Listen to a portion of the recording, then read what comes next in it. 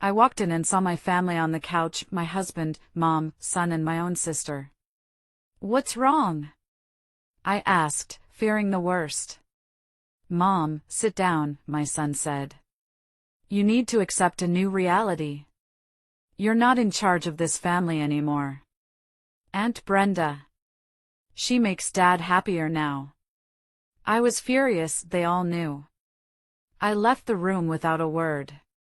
The next day, I had 118 missed calls. Hello everyone. Thank you for being here with me today. Before I begin my story, I'd love to know which city you're joining us from.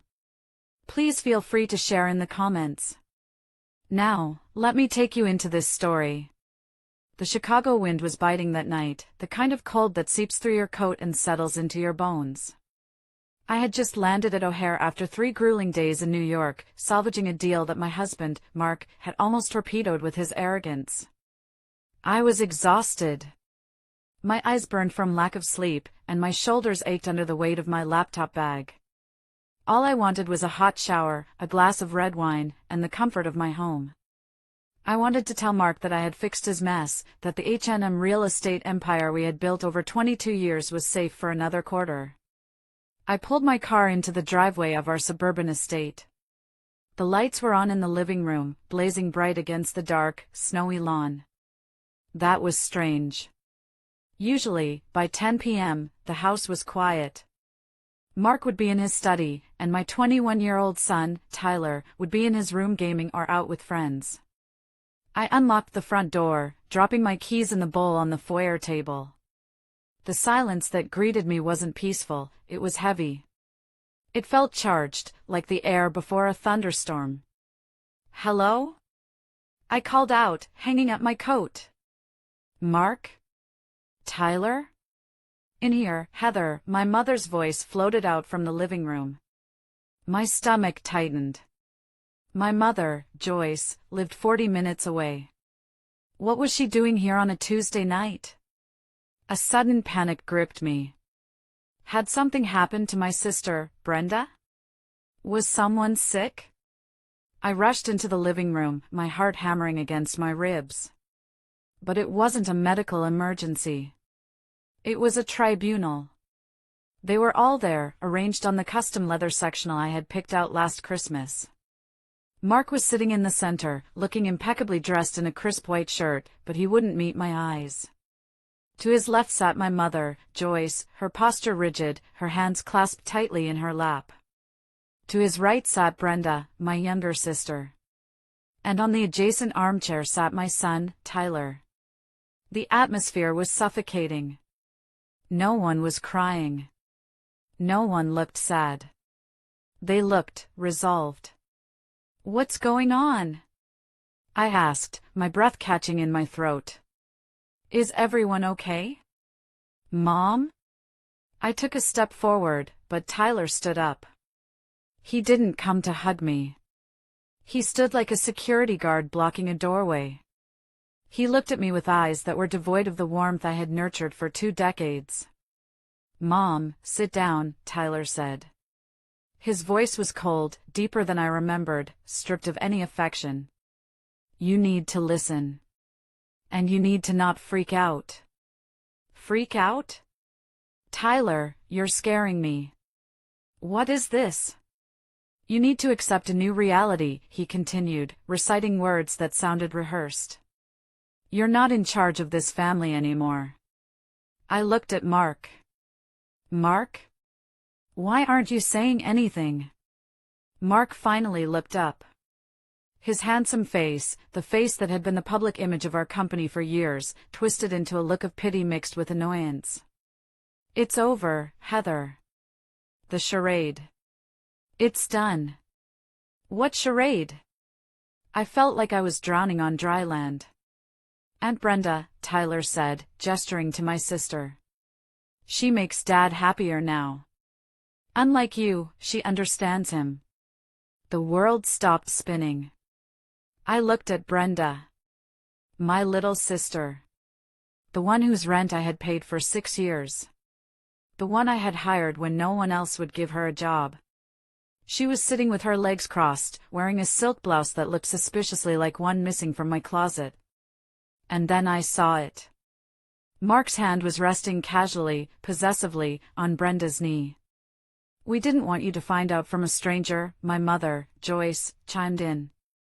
Her voice wasn't apologetic, it was lecturing. "We wanted to do this as a family. Heather, you have to be realistic. You've been married to your work for years. Mark is a man with needs. He needs a wife who is present, not a business partner who sleeps with her laptop." "Mom?" I whispered, the betrayal slicing deeper than any knife. "You knew? You're condoning this?" "I'm supporting happiness," Joyce said, lifting her chin defiantly. "Brenda and Mark, they share a connection. They love each other, Heather. It's not something they planned. It just happened. You can't punish them for falling in love." I looked at Brenda. She offered a small, triumphant smile, tucked a strand of hair behind her ear, and looked down. On her finger, flashing under the recessed lighting, was a diamond ring. It wasn't a new ring. It was my ring. It was the vintage Art Deco diamond Mark had given me for our 20th anniversary, the one that had mysteriously vanished from my jewelry box 6 months ago. I had torn the house apart looking for it, crying for days. Mark had told me I was careless, that I probably lost it at the gym. "That's my ring," I said, my voice trembling with a rage so pure it felt hot in my throat. "It fits her better," Mark said, shrugging. "It was wasted on you. You never wear jewelry anyway." "We want you to move out," Tyler said, breaking the silence again. "Dad is keeping the house. I'm staying here. It's better if you go. You create too much tension." My son. My baby boy, who I had nursed for fevers, whose college tuition I paid for by working 80-hour weeks. He was kicking me out of the home I built. "You're choosing this?" I asked Tyler, tears finally stinging my eyes. "You're choosing the woman who is sleeping with your father behind my back?" "That's your aunt, Tyler." "She's not just my aunt anymore," Tyler sneered. "She's the only one who actually listens to me. You just throw money at me and tell me to study. Dad and Brenda, they treat me like an adult." I looked at the 4 of them. My husband. My sister. My mother. My son. The 4 pillars of my life. And every single one of them was rotten. They weren't just breaking my heart, they were dismantling my existence with a casual cruelty that took my breath away. I felt a wave of nausea, but I swallowed it down. I wouldn't give them the satisfaction of seeing me collapse. I wouldn't scream. I wouldn't beg. I straightened my spine. I looked at Mark, locking eyes with him until he flinched and looked away. "You think you've won," I said, my voice quiet but deadly steady. "You think you can just rewrite history because you're bored and selfish." "Don't make a scene, Heather," Brenda said, her voice sickly sweet. "Let's be mature about this divorce." "Divorce?" I let out a short, dry laugh. "Oh, you have no idea what's coming." "Don't threaten us," Mark snapped, his arrogance returning. "I've already spoken to legal. You're out. The prenup, the company bylaws, I have it all covered. Walk out that door, Heather. If you stay, I'll have security remove you from my property." "Your property?" I looked around the room. I picked every tile in this house. I paid for every brick. "And now you're trespassing," Tyler said. That was it. The final severing. I looked at my son one last time, memorizing the face of the stranger he had become. "Okay," I said. I turned around. I didn't take my coat off. I didn't pick up my keys from the bowl, I had my spare set in my pocket. I walked to the door. "Where are you going?" Joyce called out, sudden anxiety spiking her voice. "Heather, we need to discuss the settlement." Mark has a generous offer if you sign tonight. I didn't answer. I opened the heavy oak door and stepped out into the freezing Chicago night.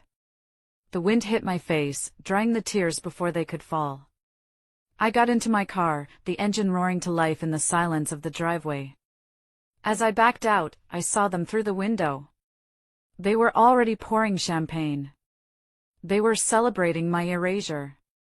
I drove into the darkness, my hands gripping the steering wheel so hard my knuckles turned white. I didn't know where I was going, but I knew one thing for certain: the Heather they knew, the doormat, the provider, the fixer, had died in that living room. And the woman driving away was someone they should be very, very afraid of. If you are listening to this, and you are as furious as I was in that moment, please hit the like button and comment the number 1 below. Let me know you're with me.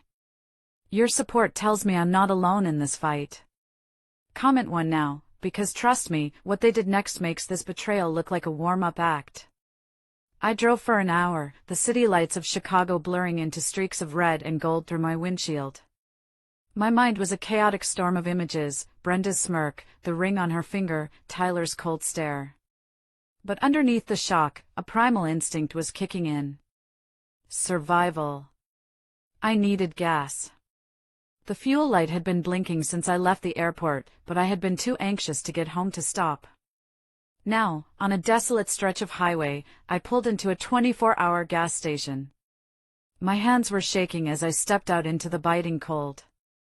I slid my credit card, the platinum card linked to our joint account, the one I used for everything from grocery runs to business dinners, into the pump. Processing. The screen blinked red. Declined. See cashier. I frowned. That was impossible.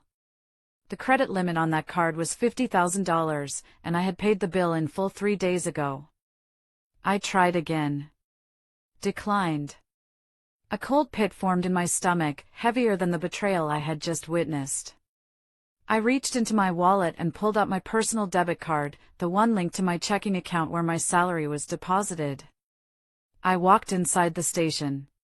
The attendant, a bored teenager with headphones around his neck, didn't even look up as I placed a bottle of water and a pack of gum on the counter. I swiped the debit card. It didn't go through, he mumbled, popping his gum. Try it again, I said, my voice tight. There's money in there. He sighed and ran it again. Declined, lady. Insufficient funds or card locked. You got cash? I stood there, paralyzed under the harsh fluorescent lights. My banking app. I needed to check my app. My fingers fumbled with my phone as I logged in. Access denied. User authentication failed. Please contact your branch. I tried the business account. Access denied. I tried the joint savings. Access denied. Mark hadn't just kicked me out of the house. He had executed a financial kill switch. He had been planning this. You don't lock out a co-owner from business and personal accounts instantly unless you've laid the groundwork with the bank, falsely claiming fraud or changing administrative privileges days in advance. He wanted me destitute. He wanted me stranded in the middle of the night with no resources, so I would crawl back and sign whatever generous offer Joyce had mentioned. I dug through my purse, past the useless plastic, to the small zipper pocket at the bottom. I found 3 crumbled $20 bills and a handful of quarters. $60. That was my net worth right now. I paid for 5 gallons of gas and the water with cash. I got back in my car, shivering not just from the cold, but from the terrifying realization of my vulnerability. I couldn't go to a hotel, I didn't have a credit card for the deposit. I couldn't go to my mother's house. I couldn't go to Brenda's. I drove until I found a motel with a flickering neon sign that read vacancy. It was one of those places where truckers slept for a few hours, the kind of place where the sheets smell like stale smoke and regret. Cash up front, the night manager said through bulletproof glass. $50 for the night. I handed over 50 of my remaining $60. He slid a key across the tray. Room 12. The room was freezing. The heater rattled and coughed out air that smelled like burnt dust. I sat on the edge of the sagging mattress, still in my expensive business suit, my coat wrapped tight around me. I looked at my phone. The screen was lit up with notifications. Not apologies. Not please come back. 118 missed calls. They were mostly from a number I recognized, Mark's personal attorney, a shark named Robert Vance. And then the emails started pinging. Subject: Dissolution of Marriage Settlement Agreement. Subject: Urgent, NDA required. Subject: Notice of Termination H&M Real Estate. I opened the termination notice first. It was a PDF attached to an email from the HR director, a woman I had hired, a woman I had mentored. Dear Ms. Heather Bryant, effective immediately, your position as Chief Operating Officer is terminated for cause, allegations of corporate espionage and gross negligence. I laughed. A harsh, ragged sound in the empty room. Espionage? Negligence? I was the one who stayed up until 3 a.m. auditing the books. I was the one who knew every zoning law in Chicago. Mark couldn't even convert a PDF without asking me for help. And then, a text message came through. It was from Tyler. My thumb hovered over the screen, a tiny, foolish part of me hoping he had snuck away, that he was sorry. Tyler, Mom, don't make this hard. Dad says he'll cut off my tuition and trust fund if you fight the divorce. He promised me the VP spot next year if I stick with him. You always told me to be ambitious. I'm just doing what you taught me. Please understand. I dropped the phone onto the bed like it was burning hot. That was the final erasure. Mark hadn't just taken my money and my job. He had bought my son's soul. He had used the wealth I helped build to bribe my own child against me. I curled up on top of the dirty bedspread, knees to my chest. The tears finally came, hot and fast. I cried for the boy I used to read bedtime stories to. I cried for the sister I had protected on the playground. I cried for the husband I had believed in when he was nothing but a smile and a cheap suit. But as the night wore on and the tears dried into crusty salt on my cheeks, something else began to settle in my chest. It was cold and heavy, like a stone. They thought they had erased me. They thought that by taking the credit cards and the passwords, they had taken my power. They forgot one thing. They forgot who built the castle they were sitting in. They forgot who designed the security systems, who wrote the contracts, and who knew where the bodies were buried. Mark thought H&M Real Estate ran on his charm. He was about to learn that it ran on my brain. And while he might have stolen the keys to the front door, he had forgotten that the architect always leaves a back door. I stared at the water stain on the ceiling, waiting for the sun to rise. I wasn't Heather the wife anymore. I wasn't Heather the mother. I was Heather the architect. And I was about to bring the whole house down. Sleep was impossible in that motel room. The traffic noise from the interstate was a constant drone, but it was the noise in my head that kept me awake. Memories, sharp and jagged, played on a loop. To understand why I was lying on a dirty mattress with $10 in my pocket, I had to go back. I had to look at the foundation of my life, and realize it had been cracked from the very beginning. I grew up in a small town in Ohio, the older of 2 daughters. My father died when I was 7, leaving my mother, Joyce, to raise us alone. His death broke something in her, or maybe it just revealed who she really was. She was a woman who needed to be adored, needed to be the center of attention, and she projected that need onto her children. Or rather, onto one child. Brenda was born beautiful. Even as a baby, she had ringlets of gold hair and big, blue saucer eyes that made strangers stop in the street. I was plain. Brown hair, serious eyes, sturdy. I was the responsible one. Brenda was the princess.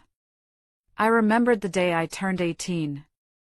I had just received my acceptance letter to the University of Chicago with a partial scholarship. It was my ticket out. I had worked 3 part-time jobs throughout high school, tutoring, waitressing, shelving books at the library, to save for the rest of the tuition. I ran into the kitchen, waving the letter. "Mom!" I got in. Joyce was at the table, painting Brenda's nails. Brenda was 12 then, already demanding and petulant. "That's nice, Heather," Mom said without looking up. "But keep your voice down, Brenda has a headache." "But Mom, it's Chicago. It's the business program." Joyce sighed, finally looking at me. Her eyes weren't filled with pride. They were calculating. "Heather, honey, we need to talk about that money you saved." "My college fund?" "Well, Brenda has been scouted. There's a modeling convention in Orlando next month. It could be her big break. But the fees, the travel, the portfolio photos, it's expensive." My stomach dropped. "Mom, that's my tuition money. I earned it." "You're so selfish, Heather," Brenda chimed in, blowing on her wet nails. "Don't you want me to be famous? When I'm rich, I'll buy you a car." "Heather," Mom said, her voice taking on that tone, the one that mixed guilt with command. "You are the strong one. You are smart, you can always find a way. You can work another year, take night classes. But Brenda? She's delicate. This is her dream. You wouldn't want to crush your sister's dream, would you? Families sacrifice for each other." I gave them the money. Of course I did. I had been conditioned for 18 years to believe that my value lay only in what I could provide for them. I was the scapegoat, the mule, the fixer. Brenda was the golden child, the star, the one who deserved to shine. Brenda went to Orlando. She didn't get signed. She spent the money on clothes and theme parks. I spent the next year working double shifts at a diner to earn the money back. I started college a year late, exhausted but determined. That dynamic never changed. It just evolved. When I graduated at the top of my class, Mom didn't come to the ceremony because Brenda had severe anxiety over a breakup with a boyfriend of 2 weeks. I walked across the stage alone. When I got my first big promotion at a finance firm, Mom said, "That's great, honey. Hey, can you loan Brenda $2,000? Her landlord is being unreasonable." I paid Brenda's rent. I paid for her car repairs. I paid for her acting classes that she never attended. I bought Mom a condo so she wouldn't have to worry about stairs. I thought I was buying their love. I thought if I just gave enough, worked hard enough, fixed enough problems, they would finally look at me the way they looked at Brenda. I thought that one day, Mom would cut my face and say, "I'm so proud of you, Heather. You are my joy." But I was never their joy. I was their utility bill. I was their safety net. And then I met Mark. He was charming, ambitious, and seemed to see me. He told me I was brilliant. He told me I was beautiful. I didn't realize then that he had the same calculating look in his eyes that my mother had. He didn't see a soulmate, he saw a host. He saw a woman who was trained to give everything and ask for nothing in return. He fit perfectly into the empty space in my heart that my mother and sister had gouged out. I married him, thinking I was building a new family, a better family. Lying in the dark motel room, the realization hit me with the force of a physical blow. I hadn't escaped my family dynamic by marrying Mark. I had recreated it. Mark was the golden child, demanding adoration and resources. I was still the scapegoat, working in the shadows to keep the lights on. And Brenda. Brenda was just the inevitable conclusion. The two parasites in my life had finally found each other. "You're the strong one, Heather," my mother's voice echoed in my memory. Well, she was right about one thing. I was strong. Strong enough to carry them for 40 years. And now, God help them, I was strong enough to drop them. I sat up in bed, the metal springs squeaking. I wasn't going to cry anymore. The sadness was gone, replaced by a cold, clinical clarity. They wanted the delicate Brenda? They wanted the dreamer Mark? Fine. They could have each other. But they couldn't have my money. They couldn't have my company. I reached for my laptop bag. It was time to stop being the daughter who sacrificed. It was time to be the CEO who liquidated bad assets. The morning sun filtered through the dirty curtains of the motel room, casting long, dusty shadows across the floor. I opened my laptop. Thankfully, I had a portable Wi-Fi hotspot in my bag, a habit from years of traveling for work. Mark couldn't cut off a device he didn't know existed. I didn't log into the bank accounts yet. I knew those doors were bolted shut. Instead, I opened a file named H&M_archive_01. To understand how I was going to destroy Mark, you have to understand how I built him. I met Mark 22 years ago at a real estate networking mixer in downtown Chicago. He was 29, wearing a suit that didn't quite fit, holding a glass of cheap wine, and holding court with a group of investors. He was electric. He had a smile that could sell ice to an Eskimo, a laugh that made you feel like you were the funniest person in the room. I was 25, a junior analyst at a top firm, standing in the corner clutching my binder of market research. I watched him work the room. He was charismatic, yes, but I could hear what he was saying. He was spouting buzzwords, making promises about returns that were mathematically impossible. He cornered me by the buffet. "You look like you're analyzing the structural integrity of the shrimp cocktail," he joked. I didn't smile. "I'm analyzing your pitch to those investors. You're promising a 15% cap rate on a property in a declining district. You're going to lose their money." He blinked, surprised. Then he laughed. "Okay, you caught me. I'm an idea man, not a numbers guy. I need someone who understands the boring stuff." "The boring stuff is what keeps you out of prison," I said dryly. He fell in love with me, or at least, with what I could do for him, right then and there. Within 6 months, we were married. Within a year, we started H&M Real Estate.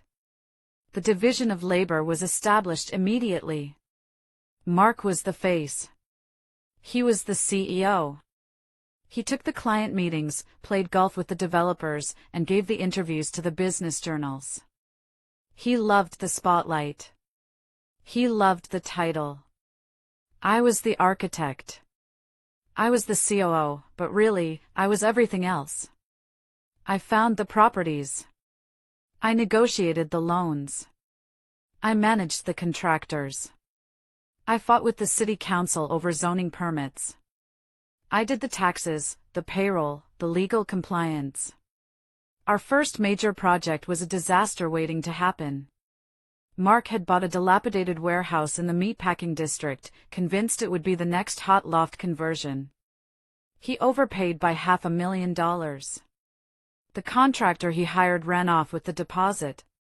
We were facing bankruptcy before we had even sold a single unit. I remembered sitting at our kitchen table, pregnant with Tyler, looking at the red ink on the ledger.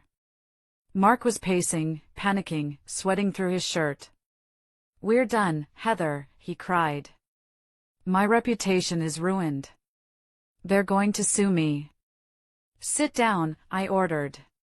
I took my grandmother's jewelry, the only inheritance I had ever received, kept safe from my mother and Brenda, and sold it. I liquidated my 401k.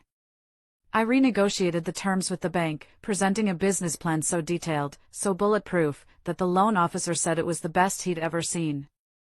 I fired Mark's buddy who was acting as the project manager and took over the site supervision myself, waddling through construction zones in a hard hat with a 6-month belly. We finished the project. We sold out in 3 weeks. Mark was hailed as a visionary in Crane's Chicago business. The headline read, "Mark Bryant, the new king of lofts." He brought the magazine home, beaming. "Look at this, honey. We did it." He didn't mention me in the interview. Not once. When I pointed it out, gently, he kissed my forehead. Babe, you know how the media is. They like a singular narrative. Besides, you hate the spotlight. You're my secret weapon. The power behind the throne. I accepted it. I told myself it was for the family. I told myself that as long as the company succeeded, it didn't matter whose face was on the cover. I was a fool. For 20 years, I built the stage, set the lights, and wrote the script. Mark just walked out and took the bow. And the company grew. We expanded into commercial real estate, luxury condos, mixed-use developments. We were worth millions. But the structure of the company, that was my masterpiece. Mark was lazy with details. He hated reading contracts. He hated passwords. Just fix it, Heather, was his catchphrase. So, I set up the digital infrastructure. I created the intricate web of LLCs to limit liability. I set up the automated banking transfers. And because Mark was paranoid about employees stealing from him, he insisted on a localized, highly encrypted internal server for our most sensitive financial data. He wanted a ghost key, a master administrative access that could bypass all other protocols, in case we ever got locked out or held hostage by IT. Only you and I will know the ghost key, he had said. But Mark never bothered to memorize the complex 64-character string I generated. He wrote it on a sticky note, put it in his desk drawer for a week, and then threw it away, assuming I would always be there to type it in for him. He was right. I was always there. Until yesterday. Now, sitting in the motel, I looked at the login screen for the H&M private server. The VPN tunnel was secure. Mark thought that by calling the bank and removing me as a signatory, he had cut me off. He thought that by firing me through HR, he had revoked my access. He relied on standard protocols.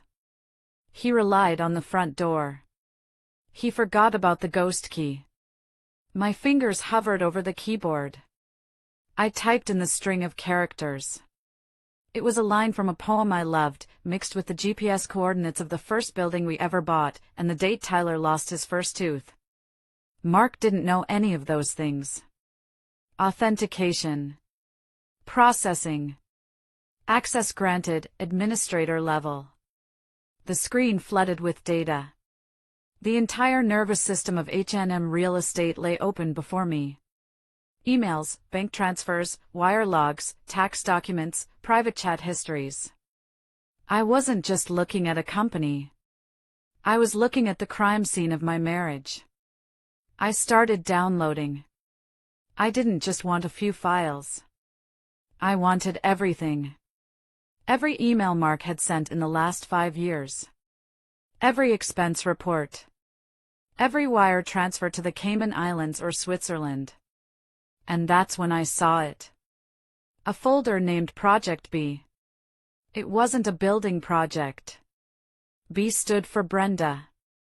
I opened the folder, and the blood drained from my face. This wasn't just an affair. This was embezzlement on a massive scale. Dates, amounts, receipts. January 12th, $50,000 wire to B. Miller Consulting, Brenda's maiden name. February 14th, $12,000 Cartier. March 1st, $4,500 monthly rent, luxury suite, the Drake Hotel. He had been keeping Brenda like a concubine on the company dime for 3 years. But it went deeper. I saw transfers to a shell company I didn't recognize, Orion Holdings. The signatory on Orion Holdings wasn't Mark. It was Brenda. And the assets being transferred into Orion weren't just cash. They were deeds. Mark was slowly transferring the titles of our most valuable unencumbered properties into a company owned by my sister. He was stripping H&M real estate hollow, preparing to leave me with the empty shell while he and Brenda walked away with the assets. I felt sick. This wasn't just about replacing me as a wife. This was grand larceny. This was theft. But as I scrolled through the documents, a cold smile touched my lips. Mark was an actor, not an architect. He didn't understand the paperwork he was signing. In his arrogance, and in Brenda's greed, they had made mistakes. Sloppy, amateur mistakes. They had forged my signature on the deed transfers. I could see it on the PDFs, a clumsy digital copy-paste of my signature from a different document. And on the operating agreement for Orion Holdings, Brenda had listed her permanent address. It was my address. The house I paid for. I had them. I had them dead to rights. But I couldn't strike yet. If I went to the police now, Mark would claim it was a clerical error, pay a fine, and bury me in litigation for years. He had the expensive lawyers. I had $10. No. I needed to let them hang themselves. I needed them to feel safe. I needed them to think I was defeated, broke, and hiding in a hole. I closed the laptop. I had the blueprints of their destruction. Now, I just needed to build the trap. The digital evidence of Project B burned in my mind, forcing me to recall exactly how Brenda had infiltrated my sanctuary. It started 5 years ago, a time when H&M real estate was booming, and my guard was down. Brenda had just gone through her third divorce. Her ex-husband, a decent mechanic named Dave, had left her because she refused to work and spent his paycheck on designer purses she couldn't afford. She showed up at my doorstep with 2 suitcases and a sob story that would have won an Oscar. He was abusive, Heather, she cried, throwing herself into my arms. I later learned abusive meant he cut up her credit card. I have nowhere to go. Mom said you'd help. Joyce called me 10 minutes later. Heather, you have that big house with all those empty guest rooms. Let your sister stay for a few weeks. She just needs to get back on her feet. Family helps family. I agreed. I always agreed. A few weeks turned into 6 months. Brenda lay by my pool all day, drinking my wine and criticizing my gardening staff. Mark, at the time, seemed annoyed by her presence. She's lazy, Heather, he'd complain. She treats our house like a hotel. I defended her. She's grieving, Mark. Give her time. Then came the request. I need a job, Brenda announced one night at dinner. I'm bored. I want to work for you guys. I almost choked on my water. Brenda, we run a commercial real estate firm. It's high pressure. What skills do you have for this? I'm good with people, she insisted. I can be.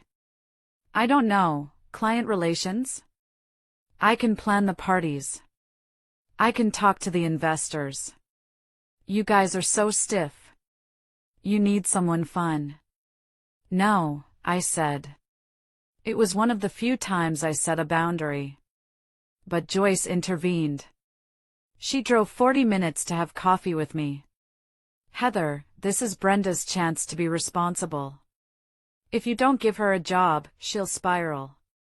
Do you want her living on your couch forever? Give her a salary, let her move out. Mark thinks it's a good idea. I blinked. Mark does? I spoke to him, Joyce said smoothly. He thinks Brenda could help soften the company image. You know you can be a bit intense, honey. I confronted Mark. You want to hire Brenda? Mark shrugged, adjusting his tie. Your mom made a good point. We need someone to handle the social stuff. The galas, the charity events. You hate that stuff. Let her do it. Pay her assistant's salary, get her out of the house. It's a win-win. I relented. I created a title, Director of Special Events. At first, it seemed fine. Brenda moved into a condo, which I subsidized, and she planned the company Christmas party. It was lavish, over budget, but successful. Then, the subtle shifts began. Brenda started coming into the office every day, dressed not in business attire, but in figure-hugging dresses that were just on the edge of inappropriate. She spent hours in Mark's office discussing event logistics. I would walk by and hear them laughing. Whenever I entered the room, they would stop. "What's so funny?" I'd ask, feeling a prickle of unease. "Just a joke about a client," Brenda would say, smiling that saccharine smile. "You wouldn't get it, Heather. It's an inside joke." She started joining us for business lunches. Then she started replacing me at them. "Heather, you stay and finish the quarterly projections," Mark would say. "Brenda and I will take the developers to the steakhouse. You know you hate small talk." And I did hate small talk. I loved the work. So I let them go. I stayed in the office, eating a salad at my desk, crunching numbers, ensuring our profit margins were healthy, while my husband and my sister drank martinis and laughed at my expense. I noticed changes in Mark. He started dressing younger. He bought a Porsche he didn't need. He started staying out late for networking. When I expressed concern, Joyce gaslit me to oblivion. "You're being paranoid, Heather," she scolded. "You should be happy Mark and Brenda get along. Most men hate their in-laws. It's a blessing. Don't ruin it with your jealousy. It's unbecoming." Jealousy. She made me feel like a crazy, insecure shrew. Now, looking at the Project B folder on my laptop, I saw the reality. The networking dinners were dates. The business trips to Miami were vacations. And the consulting fees paid to Brenda were actually her allowance for being his mistress. The snake hadn't just slithered into the grass. I had opened the gate, invited her in, and fed her warm milk. And the worst part? My mother had held the gate open. Joyce had brokered this. She had pushed Brenda onto Mark, knowing exactly what Brenda was capable of. She wanted Brenda to have the life I had built, because in her twisted mind, Brenda deserved the kingdom, and I was just the builder meant to construct it and move on. I slammed my hand against the cheap motel desk. The pain was grounding. "Okay," I whispered to the empty room. "You want to play the fun, irresponsible game? Let's see how fun it is when the architect pulls the load-bearing wall." I spent the next 6 hours in a trance of forensic accounting. The ghost key gave me access to everything, but I had to be careful. If I made any changes, if I altered any files, the system logs might alert the IT director, a man named Steve who used to be loyal to me, but was now undoubtedly answering to Mark. So I became a ghost. I copied. I downloaded. I took screenshots. I traced the money flow. It was worse than I thought. H&M Real Estate was bleeding. To fund their lifestyle and the transfers to Brenda's shell company, Mark had stopped paying the vendors. We were 3 months behind on payments to the construction crews for the new downtown high-rise. We were default on the interest payments for 2 major loans. Mark was robbing Peter to pay Brenda. The company, my life's work, was a house of cards. If the creditors found out, we would be insolvent in 30 days. But then I found something that made me sit up straight. It was an email chain between Mark and a private investigator named Vance Investigations. The timestamp was from 2 years ago. Subject: Target Surveillance H. Bryant. Mark: I need dirt. Anything. Infidelity, substance abuse, mental instability. I need grounds to void the prenup. Vance: Mr. Bryant, we've followed her for 6 months. She goes to work. She goes to the grocery store. She goes to her mother's house. She works late. There is no dirt. The woman is a saint. Mark: look harder. Or make something up. I can't afford to give her half. My breath caught in my throat. 2 years. He had been planning to discard me for 2 years, but he couldn't find a way to do it without losing money. And then, a more recent email, dated 1 week ago. Mark, forget the dirt. We're going with the mental breakdown angle. Her family will testify. Her mother and sister are on board. We'll claim she's overworked, paranoid, unfit to lead. We'll force a vote of no confidence with the board. Once she's out, we trigger the buyout clause at the lowest valuation. Joyce, I can testify that she's been erratic lately. Very emotional. I'm worried about her, Mark. We need to do what's best for the company. I stared at the screen, tears of rage blurring my vision. My own mother was co-conspirating to frame me as mentally unstable so her golden child could steal my husband and my money. Erratic, I whispered. I'll show you erratic. I dug deeper. I needed leverage. Evidence of fraud was good, but it would take time to prove in court. I needed something immediate. Something that would terrify Mark. I found it in the tax returns. Last year, to secure a massive loan from a private equity firm, Mark had inflated the occupancy rates of our commercial properties.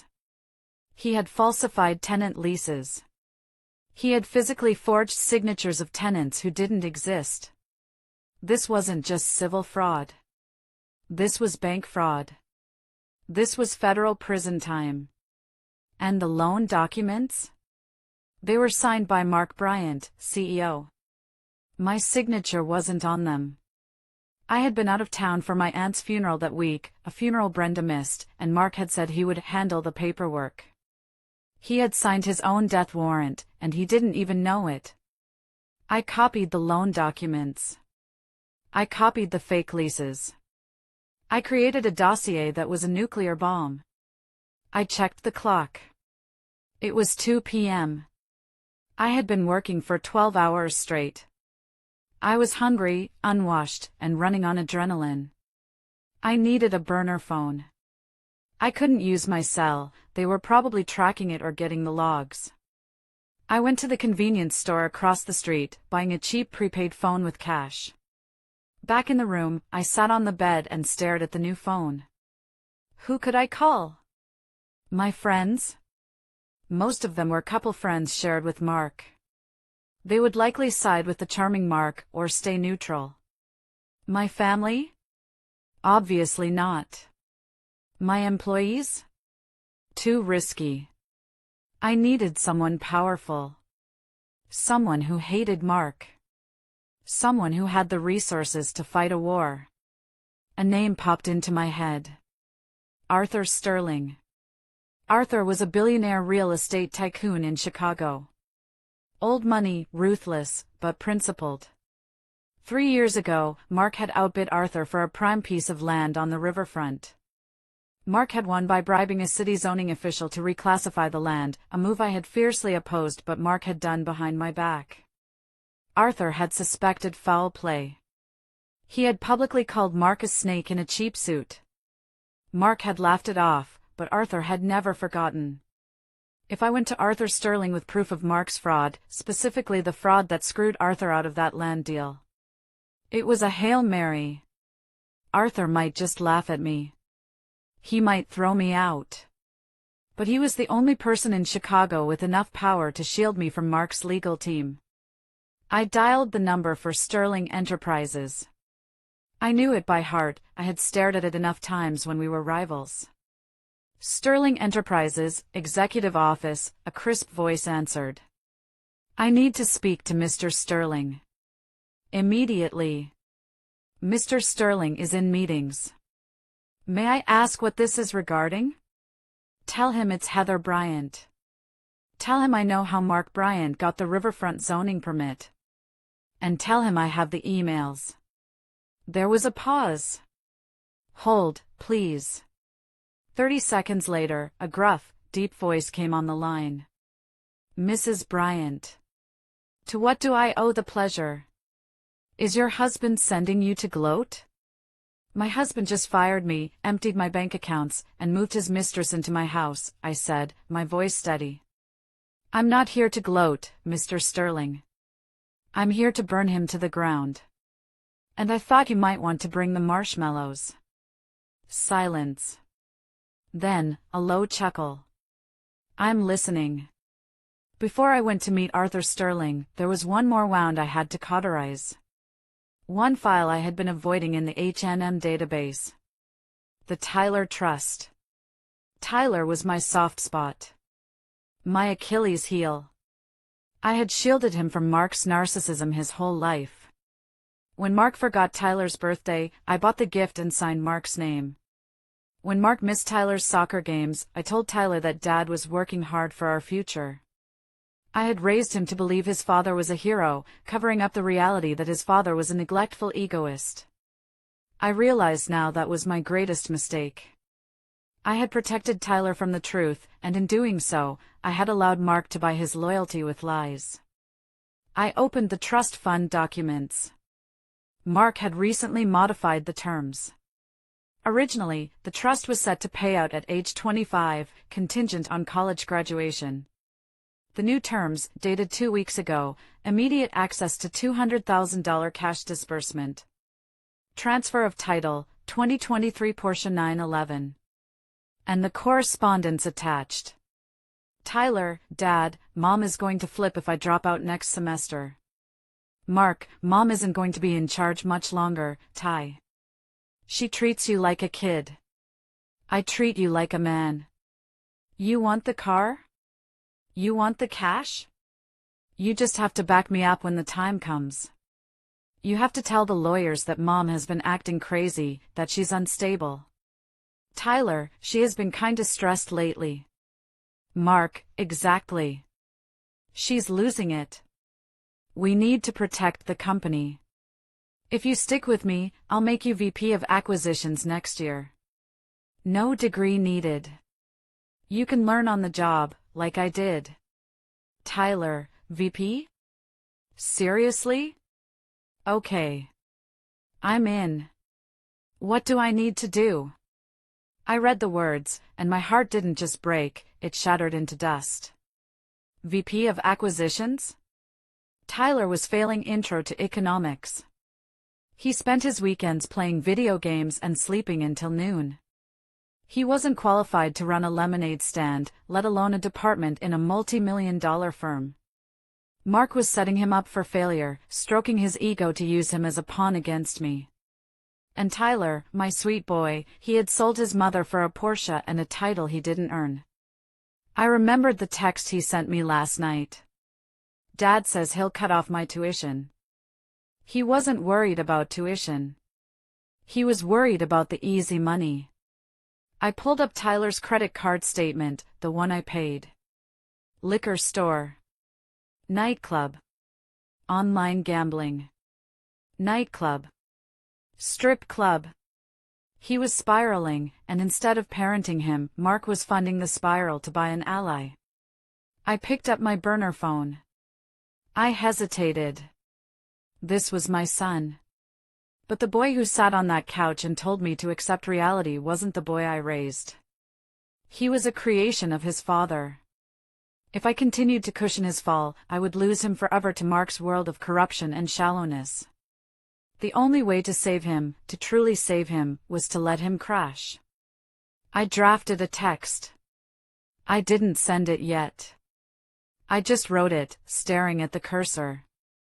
Tyler, I saw the emails. I saw the car. You chose the easy path. But the easy path is a trap. When your father is done using you, he will discard you, just like he did me. I love you enough to let you learn this the hard way. Good luck, Mr. Vice President. I saved the draft. I wiped my eyes. I navigated to the payroll system. I removed Tyler from the intern payroll he had been on for 3 years, despite never coming into the office. I couldn't touch the trust, Mark controlled that now, but I could touch the health insurance. Tyler was on my policy. The policy I paid for personally. Removed dependent, Tyler Bryant. Reason, no longer a full-time student. It was petty. It was small. But it was the first time in 21 years I hadn't fixed something for him. My phone buzzed. It was the address for the meeting with Arthur Sterling. 1 hour. The Union League Club. Library room. Come alone. I closed the laptop. I went into the bathroom and splashed cold water on my face. I tried to fix my hair. My suit was rumpled, but I brushed it off. I put on a layer of lipstick, my armor. I looked in the mirror. The woman staring back looked tired, yes. But she looked dangerous. She looked like a mother who had lost her cubs and had nothing left to lose. You want unstable, Mark? I said to my reflection. I'll show you tectonic. I walked into the Union League Club wearing the same rumpled suit I had fled my house in, carrying a laptop bag that contained enough evidence to send my husband to federal prison. The doorman looked at me with skepticism. This place smelled of old money, cigars, and mahogany, a world Arthur Sterling ruled. I found him in the library room, sitting in a leather wingback chair, reading the Financial Times. He was 65, with silver hair and eyes like polished flint. He didn't stand up when I approached. Mrs. Bryant, he said, folding his newspaper. You look terrible. I feel terrible, I admitted, sinking into the chair opposite him. But my brain is working just fine. You mentioned the riverfront deal, Arthur said, cutting to the chase. You said you had proof. I opened my laptop. I didn't waste time with pleasantries. I pulled up the dossier I had compiled in the motel room. I turned the screen toward him. 3 years ago, Mark outbid you for the riverfront land. You suspected he bribed the zoning commissioner, Frank Miller. You were right. Arthur leaned forward, his eyes narrowing. Here is the wire transfer, I said, pointing to the screen. $50,000 to a shell company called Miller Consulting. And here are the emails between Mark and Miller discussing the expedited rezoning fee. Mark was sloppy. He used his personal email for the initial contact. Arthur scanned the documents. His expression didn't change, but the air around him seemed to grow colder. Why are you showing me this now? You were the COO. You benefited from this deal. I didn't know, I said, my voice steady. Mark kept a shadow ledger. I found it last night. After he kicked me out of my house, froze my accounts, and moved my sister into my bed. Arthur looked up, a flicker of surprise crossing his face. Your sister? And my mother is cheering them on, I added, a bitter laugh escaping my lips. It's a regular family reunion, and I'm the only one not invited. I took a breath. Mr. Sterling, I didn't come here to gossip. I came here to make a deal. Mark is trying to destroy me. He's forged my signature on fraudulent loans. He's embezzling company funds. He's going to leave H&M Real Estate a smoking crater. And you want me to save you? Arthur asked, raising an eyebrow. No. I want you to help me bury him. And in exchange, I will give you the riverfront property. Arthur paused. Go on. Mark is over-leveraged. He's cash poor. He's about to default on the construction loans. If you step in as a white knight investor now, offering a bridge loan to save the project, he'll take it. He's desperate. And in the loan agreement, we include a collateral clause. If he defaults, which he will, because I know the real numbers, you seize the assets. Specifically, the riverfront deed. Arthur stared at me for a long moment. The silence stretched, heavy and tense. Then, a slow smile spread across his face. It wasn't a warm smile. It was the smile of a predator recognizing another predator. You're vindictive, aren't you? Arthur said softly. I'm efficient, I corrected. Mark thinks I'm a scorned wife who's going to cry in a corner. He doesn't realize I'm the one who wrote his business plan. Arthur closed my laptop and pushed it back toward me. I like you, Heather. You have grit. Mark always struck me as a peacock, all feathers, no flight. But you're a hawk. He pulled out his phone. I'm going to call my personal counsel. He's the best litigator in Chicago. He'll represent you in the divorce. Pro bono. Consider it an investment in our new partnership. Thank you, I whispered, relief flooding through me. And Heather? Arthur added, his eyes hard. Don't disappoint me. If we do this, we destroy him completely. No mercy. No taking him back when he cries.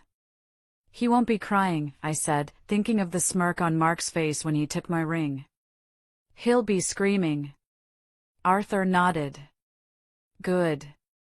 Now, let's get you a hotel room that doesn't charge by the hour. You can't plan a war if you haven't slept. That night, I slept in a suite at the Four Seasons, paid for by Sterling Enterprises. I took a long bath, scrubbing the motel grime off my skin. As I lay in the crisp, clean sheets, I felt a shift deep inside me. For 20 years, I had been the fixer. I had smoothed over Mark's mistakes, cleaned up his messes, made him look good. I had been the invisible glue holding everything together. Now, I was going to be the solvent. I was going to dissolve everything he thought he owned. I picked up my burner phone and texted Arthur one word, ready. 3 days later, the trap was set. Arthur's lawyer, a terrifyingly calm man named David Cohen, had drafted the settlement agreement. It was a masterpiece of legal misdirection. On the surface, it looked like a total surrender. The proposal. 1. Mark keeps the marital home. 2. Mark keeps full ownership of H&M real estate. 3. Heather receives a lump sum of $500,000, a fraction of what I was owed. 4. Heather waives all claims to future spousal support. It looked like I was giving up. It looked like I was broken, desperate for cash, and just wanted to run away. Mark would love it. It fed his ego perfectly. But buried deep in the 60-page document, in Section 14, subsection C, paragraph 4, was the poison pill clause. In the event that any party to this agreement is found to have engaged in undisclosed criminal activity, fraud, or embezzlement during the marriage, or is convicted of a felony within 24 months of signing, this entire agreement is void ab initio. In such case, all assets, including 100% of company stock and real property, shall revert to the non-offending party as punitive damages. Mark never read the fine print. He paid lawyers to do that. But his lawyer, Robert Vance, was lazy. I knew that because I used to pay his bills. Vance skimmed contracts. He looked for the big numbers, the payout, the alimony. He wouldn't be looking for a specific reversion clause buried in boilerplate text about liability. I met Mark and his lawyer at Vance's office. I wore no makeup. I wore an old sweater. I kept my head down, looking at the floor. I needed to sell the image of the defeated woman. Mark walked in like he owned the world. He was wearing a new Italian suit, and he smelled of expensive cologne, probably a gift from Brenda. Well, look who crawled out of her hole, Mark sneered as he sat down. I hope you're ready to sign, Heather. Brenda and I have wedding invitations to order. Just give me the check, I said, my voice trembling. I just want to leave, Mark. I can't. I can't fight you anymore. Mark laughed, glancing at Vance. See? I told you she'd fold. She doesn't have the stomach for this. Vance slid the papers across the table. Standard agreement, Heather. You walk away with $500,000. Clean break. Just sign here, here, and here. I picked up the pen. My hand shook, partially acting, partially pure adrenaline. What about Tyler? I asked softly.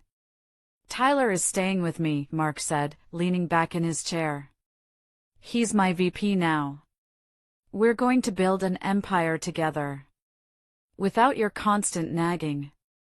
I felt a sharp pain in my chest, but I swallowed it. Okay. Take care of him. Just sign the damn papers, Heather.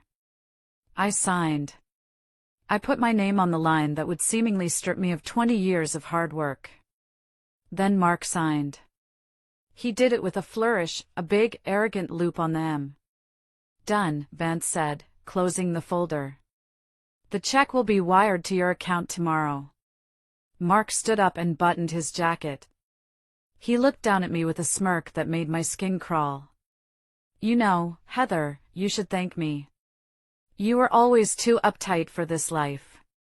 Go move to a farm or something.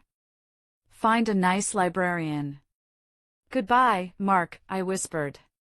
As I walked to the elevator, I heard Mark laughing with Vance. That was easier than I thought. She didn't even ask for the beach house. The elevator doors closed, cutting off his laughter. I leaned against the metal wall and let out a long breath. He had signed.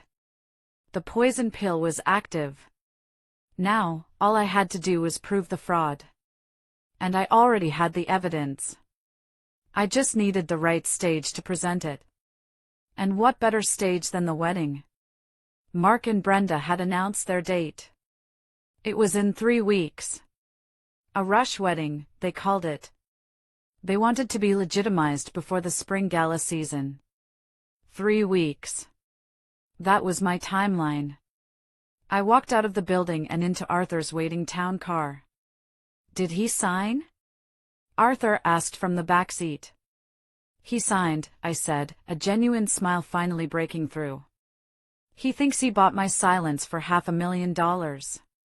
He just signed over his entire life. Arthur handed me a glass of sparkling water. To the architect. To the demolition, I replied. The next 3 weeks were a study in masochism. I had to stay invisible while Mark and Brenda paraded their victory all over Chicago. I rented a small, nondescript apartment on the north side using my maiden name. I spent my days with Arthur's forensic accountants, building the case file. We were turning the raw data I had stolen into a legal sledgehammer. Every night, I tortured myself by checking social media. Brenda's Instagram was a vomit of luxury. Photo of a new Mercedes convertible, hubby-to-be spoils me. #blessed #new beginnings. Photo of my dining room, redecorated with tacky gold wallpaper, out with the old, in with the glam. Finally making this house a home.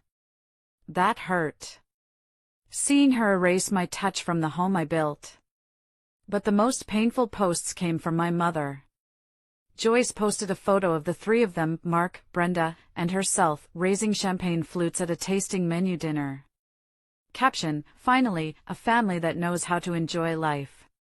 So proud of my beautiful daughter Brenda and my wonderful son-in-law Mark. True love always wins. True love. She had sold her eldest daughter for a seat at a fancy table. And Tyler. Tyler was silent on social media. But I saw the credit card alerts on the secondary accounts I still monitored, the ones Mark hadn't found yet. Liquor World, $400. Club Inferno, $1,200. Bail Bondsman, $500. My son was spiraling. Mark wasn't parenting him, he was enabling him. I wanted to rush in and save him, but Arthur stopped me. You can't save someone who doesn't want to be saved, Heather, Arthur told me gently. He chose his side. Let him see what that side really looks like when the lights go out. I knew he was right, but it felt like cutting off a limb. Meanwhile, the company was rotting from the inside. My spies, Sarah in accounting and Jim in project management, fed me daily updates. Mark hasn't been in the office past 2 p.m. in weeks, Sarah texted. He's letting Brenda plan the rebranding of the company. She wants to change the logo to pink and gold. Pink and gold, Heather. For a commercial real estate firm. The contractors are threatening to walk off the job at the Highland site, Jim reported. Mark told them the check is in the mail. It's not. He used the construction draw to pay for the wedding venue. Let it burn, I told them. Just document everything. Save every email where he tells you to delay payments. The wedding was going to be at the Palmer House Hilton, the Grand Ballroom. It was the most expensive venue in the city. Brenda had invited 300 guests, investors, politicians, local celebrities. They wanted to cement their status as the new power couple of Chicago. They wanted an audience. Good, I thought, looking at the invitation Sarah had smuggled out for me.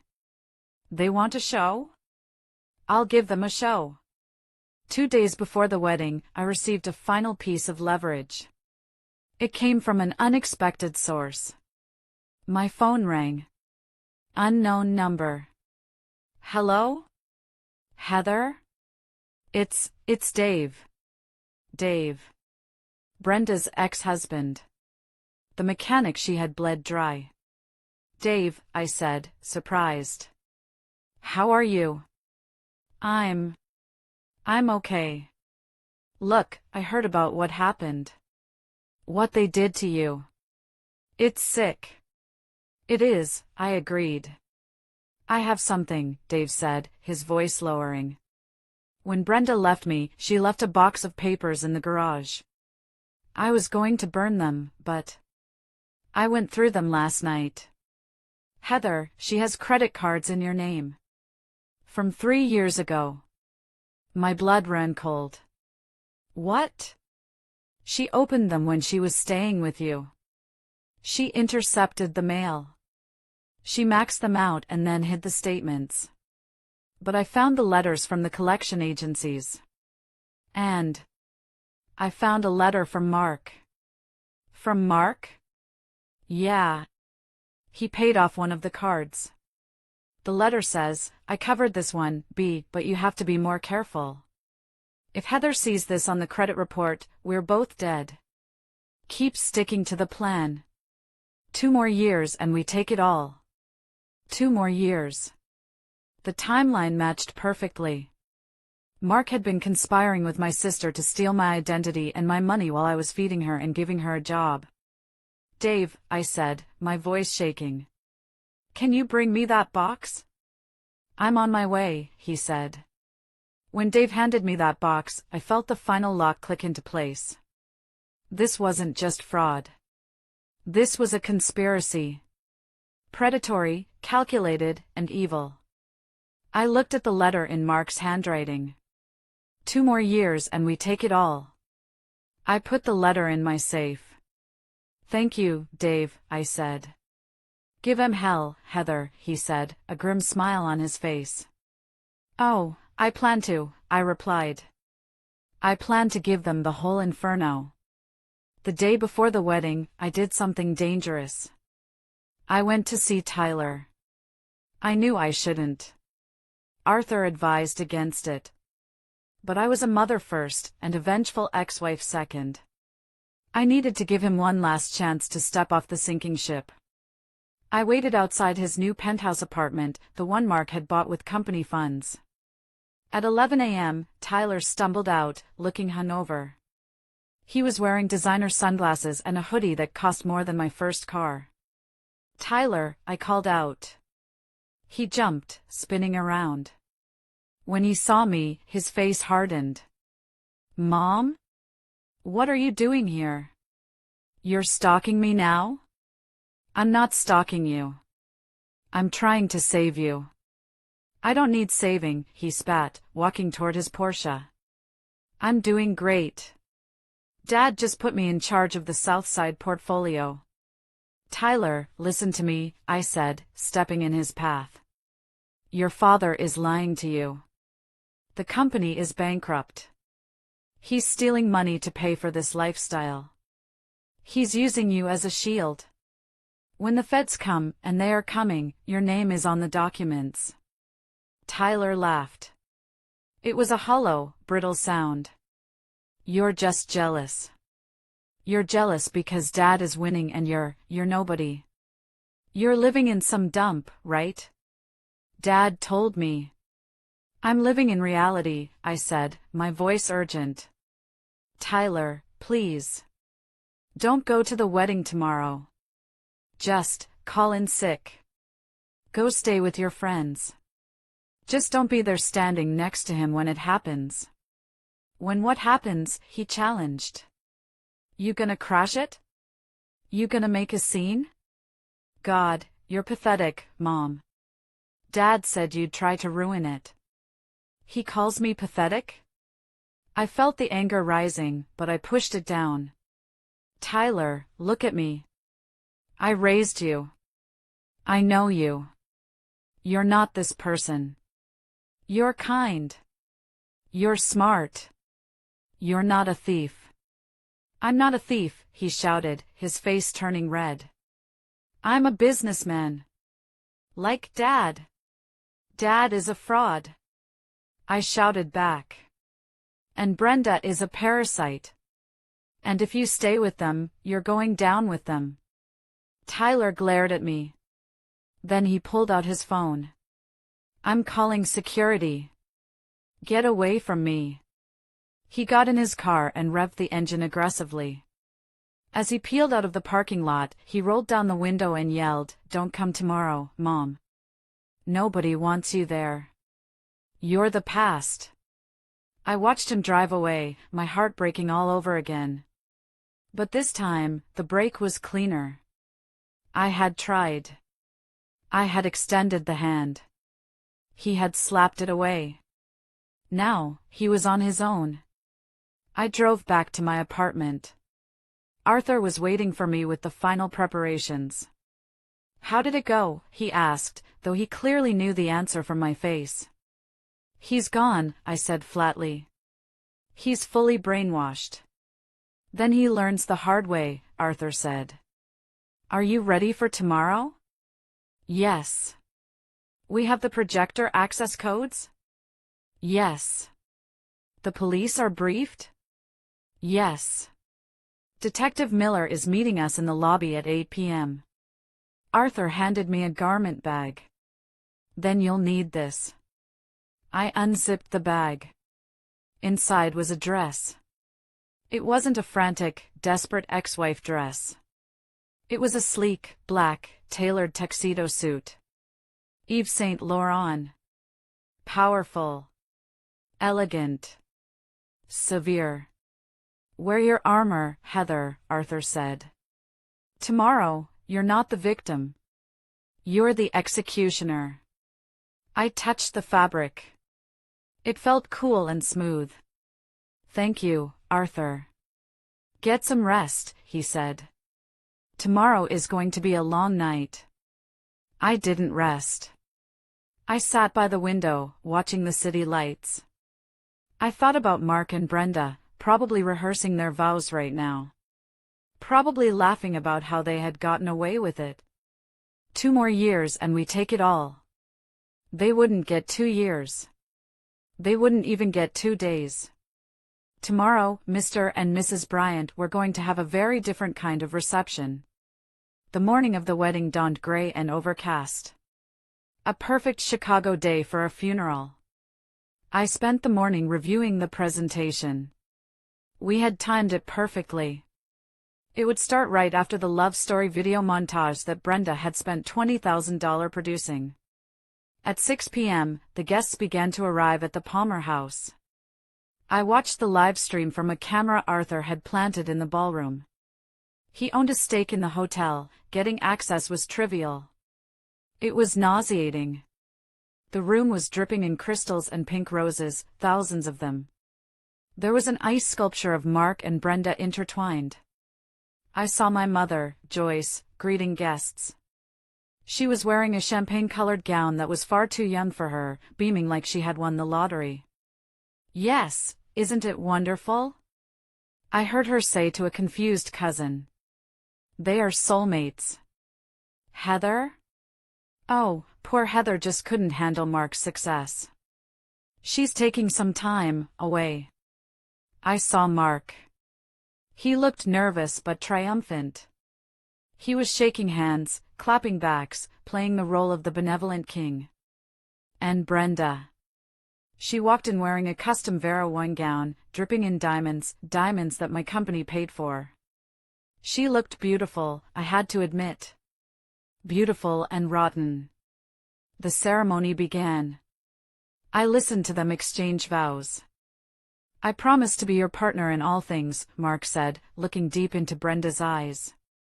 I promise to support your dreams and spend my life making you happy, Brenda cooed. I sat in the hotel suite upstairs, sipping a black coffee. Lies, I whispered. Every word is a lie. Are we good to go? Arthur asked, checking his watch. The signal is live, the tech guy confirmed.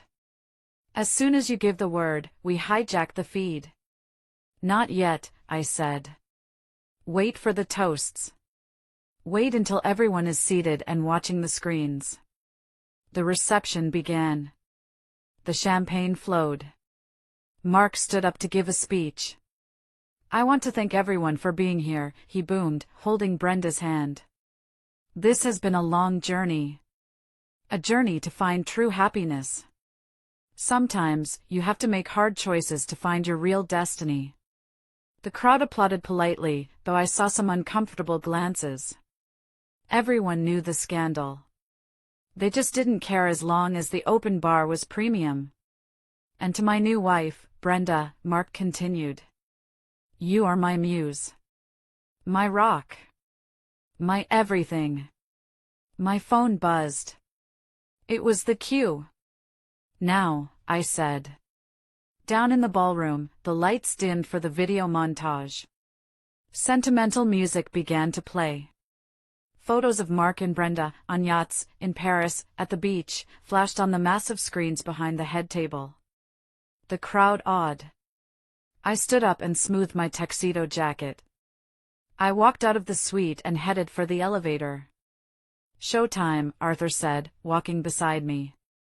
Inside the elevator, I watched the numbers tick down. 10, 9, 8. My heart wasn't racing anymore. It was beating slow and heavy, like a war drum. The elevator doors opened on the lobby level. Detective Miller and 2 uniformed officers were waiting. Ms. Bryant, the detective asked. Yes. We have the warrant. We're ready when you are. Give me 5 minutes, I said.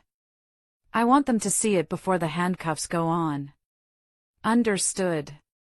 I walked toward the ballroom doors. The security guards, hired by Mark to keep me out, stepped forward. Ma'am, this is a private event. Arthur Sterling stepped out from behind me. And I own the building. Step aside, or you'll be looking for work tomorrow. The guards hesitated, recognized Arthur, and immediately stepped back. I pushed open the double doors. Inside, the music had just swelled to a crescendo. The video on the screen showed Mark and Brenda kissing in front of the Eiffel Tower. And then, the screen flickered. The music cut out with a screech of feedback. The room went silent. On the massive screens, the romantic image vanished. In its place, a stark, white spreadsheet appeared. Red numbers. And then, a document. A credit card statement. Name, Brenda Miller. Address, 124 Oak Lane, my house. Purchase, Cartier diamond ring, $25,000. Paid by, H&M corporate account. A murmur rippled through the crowd. What is that? Brenda shrieked, standing up. Mark, fix it. Cut the feed. Mark yelled at the AV booth. Turn it off. But the tech guy in the booth was ours. He didn't turn it off. He turned up the volume. And then, my voice, pre-recorded, boomed over the speakers. Hello, Mark. Hello, Brenda. You wanted a family gathering? You wanted everyone to witness your union? Well, let's show them what this union is really built on. All heads turned. Not to the screen, but to the back of the room. I walked in. the silence in the grand ballroom was absolute. 300 people turned in their chairs to look at me. I walked down the center aisle, my heels clicking rhythmically on the marble floor. The black tuxedo suit made me look like a shadow against the sea of pink flowers. Mark stood frozen at the head table, his face draining of color. Brenda clutched her napkin to her chest, her mouth agape. My mother, Joyce, looked like she was having a stroke. "Heather?" Mark whispered, the microphone picking up his trembling voice. "What are you doing?" I didn't stop until I reached the center of the dance floor, directly in front of the head table. I looked up at them, the people who had been my world, now just small, frightened figures on a stage. "I'm here to give a toast," I said, my voice projecting clearly without a microphone. I held up a remote control. I clicked it. The screen behind them changed again. This time, it was the email chain between Mark and the private investigator. "Mark, look harder. Or make something up. I can't afford to give her half." The crowd gasped. I saw investors, men Mark respected, men he needed, leaning in, whispering furiously. "Turn it off!" Mark screamed, lunging toward the DJ booth. "Security! Get her out of here!" "Sit down, Mark," Arthur Sterling's voice boomed from the doorway. "Unless you want to add assault to your list of felonies." Mark froze. He saw Arthur. He saw the police officers waiting in the shadows of the exit. This is fake," Brenda yelled, tears streaming down her perfectly made-up face. "She's jealous. She hacked the system. She's crazy." "Crazy?" I clicked the remote again. A new document appeared. The forged loan application for the Riverfront project. The one with my signature, clumsily pasted over the line. "Is forgery crazy, Brenda?" I asked calmly. "Is bank fraud crazy? Because that's federal prison time. And guess whose name is on the shell companies receiving the stolen funds?" I clicked again. Orion Holdings. Owner, Brenda Miller. "You," I pointed at my sister. "You aren't just a mistress. You're a mule. Mark used you to launder $3 million. Did he tell you that? Did he tell you that when the IRS comes looking, they're coming for your signature?" Brenda looked at Mark, her eyes wide with horror. "Mark? You said it was tax optimization. You said it was legal." "Shut up, Brenda," Mark hissed. "Oh, don't stop him," I said, smiling coldly. "Let him explain. Let him explain to our mother how he refers to her." Click. The email appeared. Subject, the old bat. "Mark, just write Joyce another check from the slush fund. The old bat is greedy. As long as we pay for her condo, she'll keep Heather in the dark. She'd sell her own daughter for a renovation budget." Joyce let out a sound that was half wail, half joke. She stood up, her hands shaking so hard she knocked over her champagne glass. "Mark," she croaked. You called me that?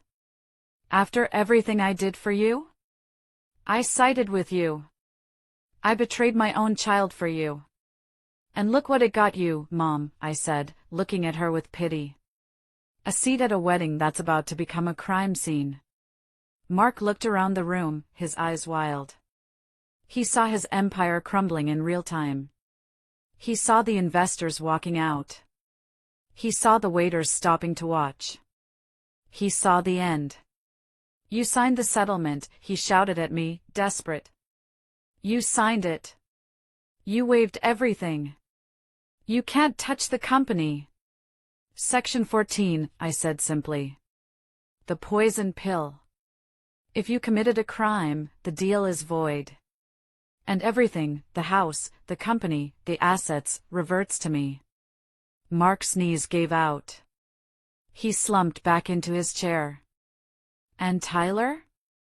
I said, turning my gaze to my son, who was sitting at the end of the table, pale as a ghost. Tyler looked at me, terrified. He looked at the screen, where his own text messages were now displayed. Tyler, VP?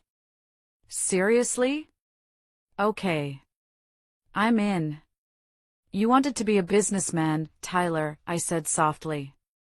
Well, here's your first lesson. Check the partners. I clicked the remote one last time. A video played. It was surveillance footage from the company parking lot. It showed Mark arguing with Brenda 2 days ago.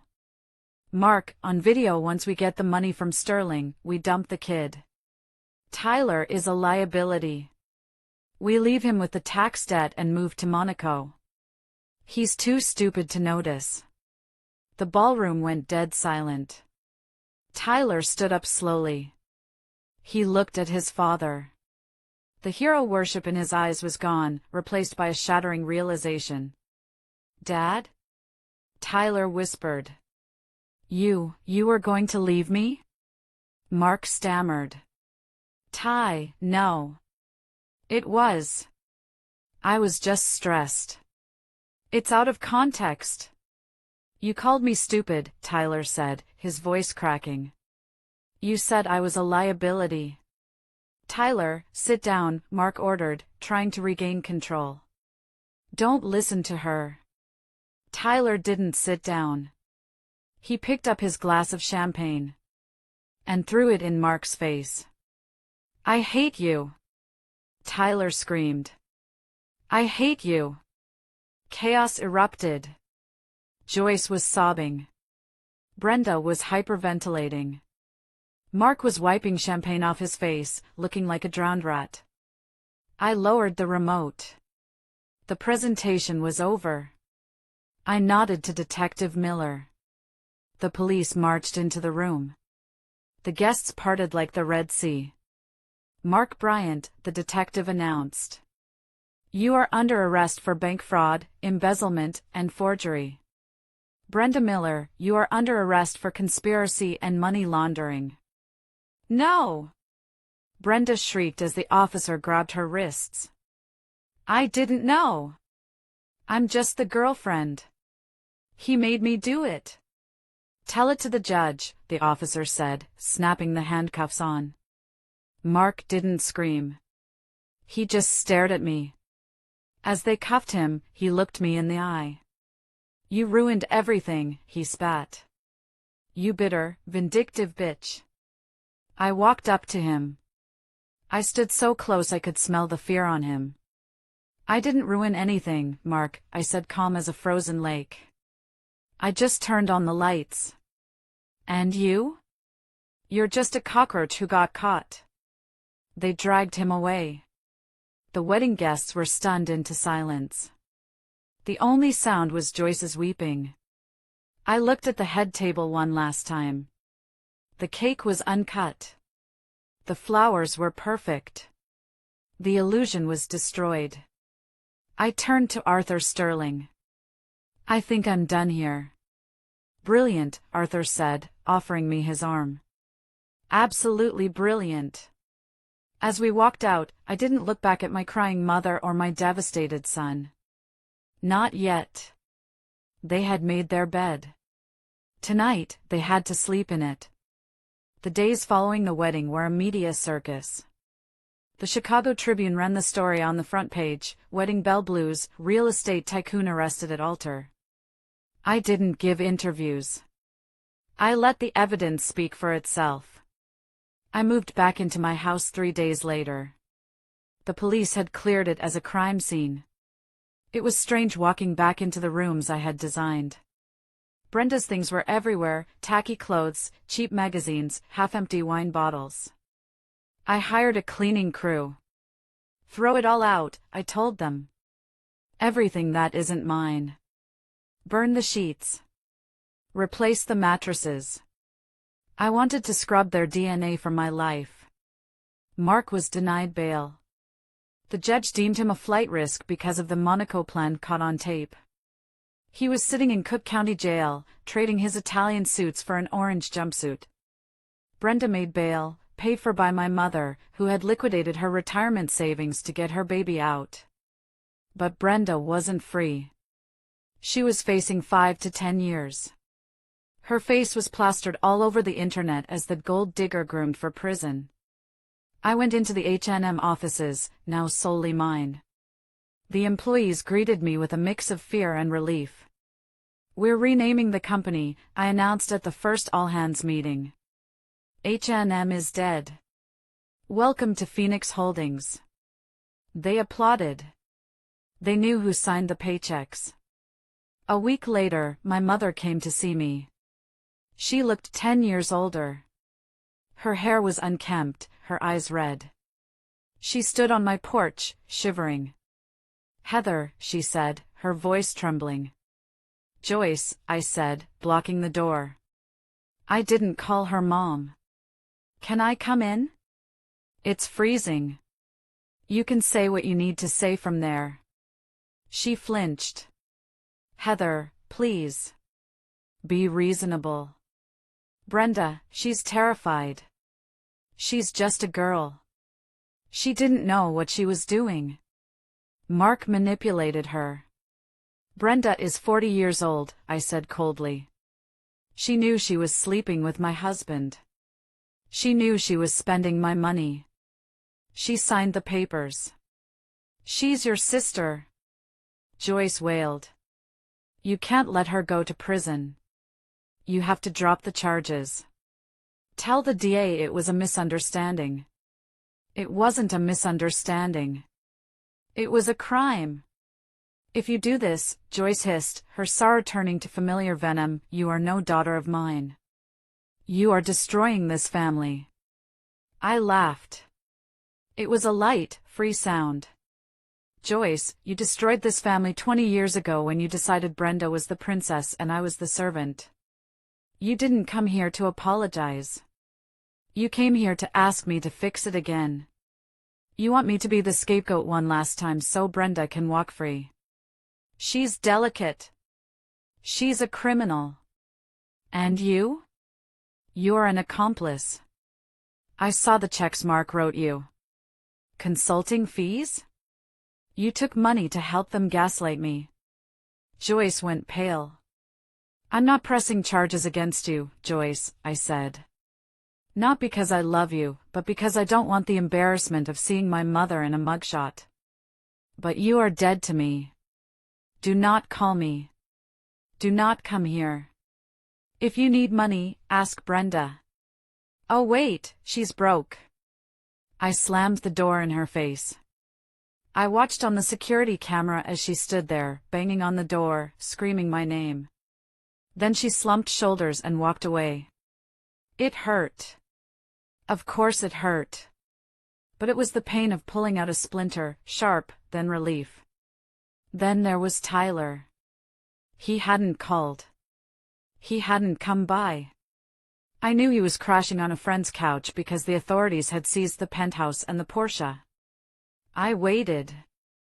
I knew he had to come to me on his own terms. 2 weeks later, he showed up at my office. He looked terrible. He had lost weight. He was wearing old jeans and a t-shirt.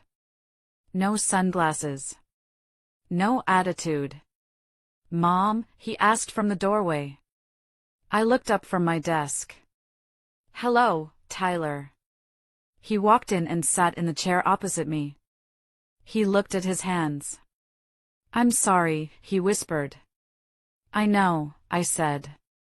"I was stupid. He made me feel important. He told me I was better than school. He told me you were holding me back. And you believed him because it was easier than working," I said gently but firmly. "Yeah," he admitted, tears dripping onto his jeans. "I saw the video. He called me a liability. He was going to leave me. He was. I have nothing, Mom. They took the car. I have no money.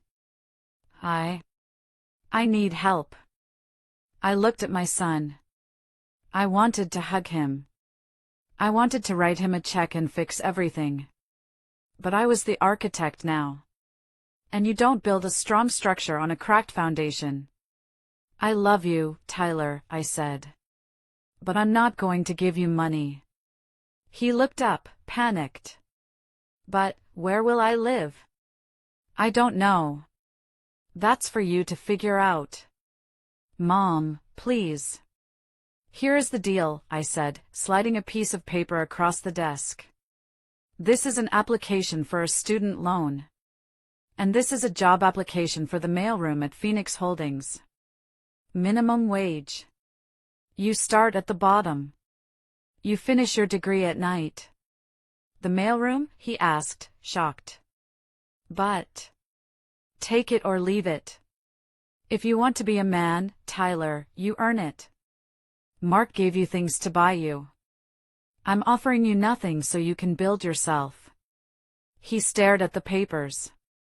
He stared at me. He saw the resolve in my eyes. Slowly, he reached out and took the pen. Okay, he said, his voice shaking. I'll take the job. Good, I said. Report to Sarah in HR. She'll get you a badge. Don't be late. He stood up. He looked at me, really looked at me, for the first time in years. You're really scary, Mom, he said, a hint of admiration in his voice. I know, I smiled. Now get to work. The trial was short. The evidence was overwhelming.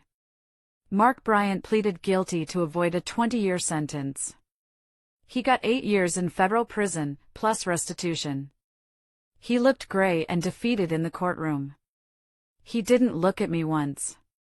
Brenda took a plea deal. 3 years in prison for fraud. She sobbed when the gavel came down. She looked at Joyce in the gallery, screaming, Mom, do something. But Joyce could do nothing.